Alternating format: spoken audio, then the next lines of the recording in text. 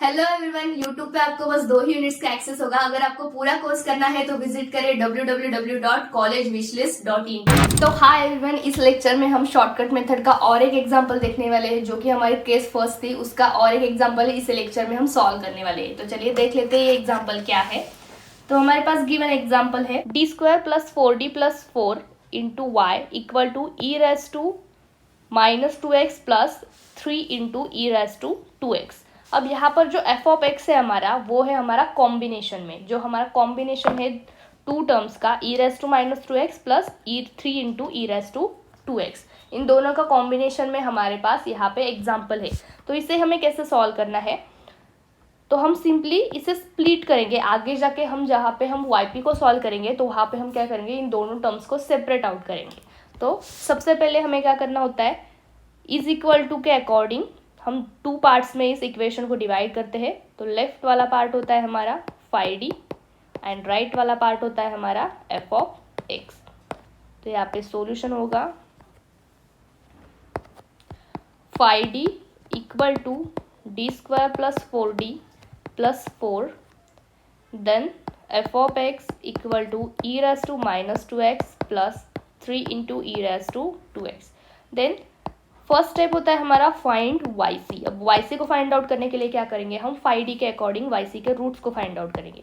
तो 5d equal to d² plus 4d plus 4। तो इसके रूट्स को कैलकुलेट करने के लिए सबसे पहले हम कांस्टेंट को कंसिडर करेंगे। अब यहाँ पे हमारा कांस्टेंट है 1, तो यहाँ पे हो जाएगा 1। देन नेक्स्ट कांस्टेंट है +4, तो यहाँ पे हो जाएगा 4। और थर्ड वन कांस्टेंट है हमारा 4, देन यहाँ पे अगेन 4। इन तीनों कांस्टेंट को हम पुटअप करेंगे हमारे कैल्सी में। तो सबसे पहले हमें कैल्सी को ऑन करके मोड सेटअप पे जाना है। देन 5 नंबर का इक्वेशन सिलेक्ट करना है। देन यहाँ पे हमारे पास स्क्वायर वाली टर्म है, तो स्क्वायर वाली टर्म के अकॉर्डिंग हम हमारा 3 नंबर का जो ऑप्शन है उससे सिलेक्ट करेंगे। देन हमें पुटअप करना है 1 को, तो यहाँ पे हमने 1 को पुटअप किया। Then is equal to, then 4 को पुटअप करेंगे। Then 4 is equal to, and last वाला जो कांस्टेंट है 4, उसे पुटअप करने के बाद इज इक्वल टू प्रेस करने के बाद हमारे पास यहाँ पे x की वैल्यू होगी -2। यहाँ पे कैल्सी में जो है वो है हमारे पास x की वैल्यू x इक्वल टू -2। पर हमें क्या करना है, इक्वेशन जो है, इक्वेशन में हमारी ये वाली फर्स्ट टर्म, देन ये वाली सेकेंड टर्म और ये वाली थर्ड टर्म, यहाँ पे हमारे पास 3 टर्म्स इंक्लूडेड है इन इक्वेशन। तो हमारे पास रूट्स होंगे 2, मतलब जितने भी टर्म्स हमारी इंक्लूडेड होंगी इक्वेशन में उससे -1 करने के बाद हमारे जो भी नंबर रहेगा उसके अकॉर्डिंग हमारे रूट्स होंगे। तो यहाँ पे हमारे पास 3 टर्म्स इंक्लूडेड है, तो 3 - 1 हमारे रूट्स होंगे 2। लेकिन यहाँ पे हमारे पास कैल्सी में x इक्वल टू -2 शो हो रहा है, इसका मतलब ये जो -2 है वो हमारा रिपीट हो चुका है। तो यहाँ पे हम क्या करेंगे, इसे कहेंगे x1 इक्वल टू -2 और इसे कहेंगे x2 इक्वल टू -2। इसे हम d1 और d2 भी कह सकते हैं, या x1 और x2। अब यहाँ पे हमारे पास गिवन रूट्स है -2 और -2। अब -2 यहाँ पे हमारा रिपीट हो रहा है, इसका मतलब ये हमारे रिपीटेड रूट्स है। अब रिपीटेड रूट्स के लिए हमारे पास yc का फॉर्मूला होता है yc equal to e⁻² plus और minus mx in bracket c1 plus c2। Right side से शुरुआत करेंगे, हम राइट से लेफ्ट तक जाएंगे, तो यहाँ पे हो जाएगा x। देन यहाँ पे होगा, यहाँ पे m की वैल्यू को हम रिप्लेस करेंगे -2 से, तो यहाँ पे हो जाएगा yc equal to e⁻² in bracket c1x plus c2। तो इस तरीके से हमने yc को कैलकुलेट कर लिया है। नेक्स्ट स्टेप है हमारा yp को फाइंड आउट करना। तो यहाँ पे हम yp को फाइंड आउट करने के लिए फाइंड yp का फॉर्मूला होता है 1/5d into F of x. 1/5d का मतलब यहाँ पे हमारे पास जो 5d है वो है हमारे पास given d² plus 4d plus 4। तो यहाँ पे हो जाएगा d² plus 4d plus 4 into F of x से हमारे पास जो भी इज इक्वल टू के राइट साइड वाला पार्ट होगा वो होगा हमारा एफ ऑफ एक्स, या हम इसे e⁻ax की टर्म भी कह सकते हैं। तो यहाँ पे हो जाएगा e⁻ minus 2x plus 3 into E raise to 2x।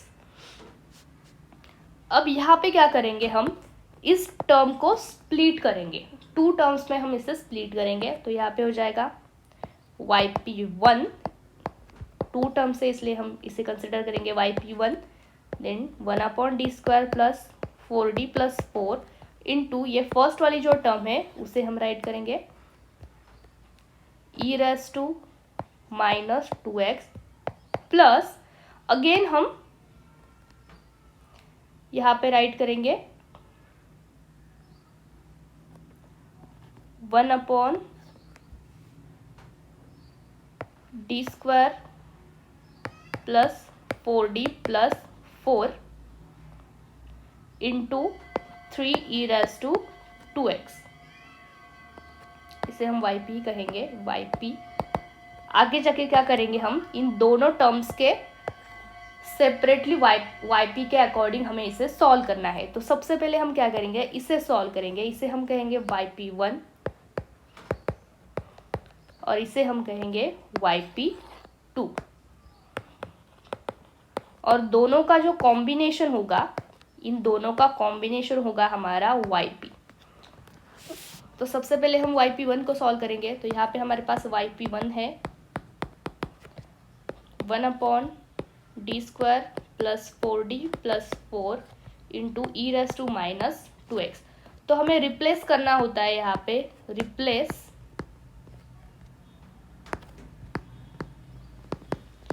d equal to plus और माइनस a।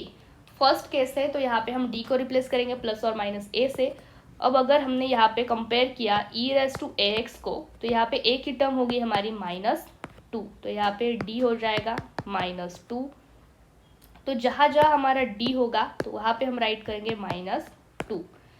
तो yp1 इक्वल टू 1/d², यहाँ पे d की जगह पर राइट करेंगे -2² प्लस 4d, तो 4 into -2 plus 4 into E raise to -2x। अगर इसे हमने सॉल्व किया तो यहाँ पे हो जाएगा 1/0 into E raise to -2x।